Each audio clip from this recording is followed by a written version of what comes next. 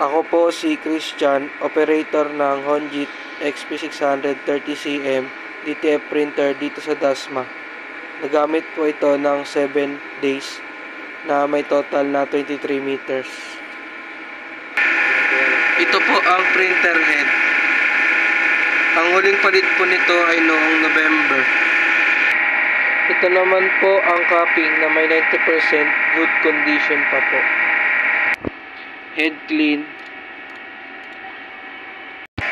Punasan ng wiper after head clean. Nozzle test.